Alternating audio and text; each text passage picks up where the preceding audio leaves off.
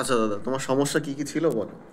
আমার সমস্যা ছিল আগে সপ্তাহে কমসে কম 5 দিন হয়তো হেঁচে উঠলে একবারে 20টা 30টা নাক দিয়ে কাছে জল, চোখ লাল হয়ে যাবে, এগুলো পেট বাড়তো জ্বলে। এগুলো কখন বাড়তো, মানে হতো কখন বেশি? টাইমের কোনো সিস্টেম নেই, সকালে হতে পারে, দুপুরে হতে পারে, যখন হবে একবারে হয়তো মানে কোনো কিছু সংস্পর্শে গেলে, হ্যাঁ, ঠান্ডা হাওয়া, ঠান্ডা হাওয়া, ঠান্ডা জল, ধুলো ধুলোবালি ঢুকলেই ধুলোবালি, ডিস্টার্ব। এটা হতো। হুম। তুমি প্রথম এসেছিলে ওষুধ নিতে 20 এই 13/8/2024 তারিখে, 13/8/2024 তারিখে, তাই তো? 3 ডোজ ওষুধ দিয়েছিলাম, হুম। আর সঙ্গে একটা বায়োকেমিক ট্যাবলেট ছিল যদিও, 12 এক্সে। তো তারপরে তুমি আবার এসেছিলে 28/10/2024 তারিখে। হ্যাঁ। তখন আমি পোটেন্সি আরও হায়ার করি, তুমি বলেছিলে ইমপ্রুভ হয়েছে, মাঝখানে 2-1 দিন আবার বেড়েছিল, হুম। এরকমই বলেছিলে, তাই লেখা আছে। তো তো তারপরে লাস্ট দিন ওষুধ নেওয়ার পরে থেকে এখন পর্যন্ত কেমন আছো?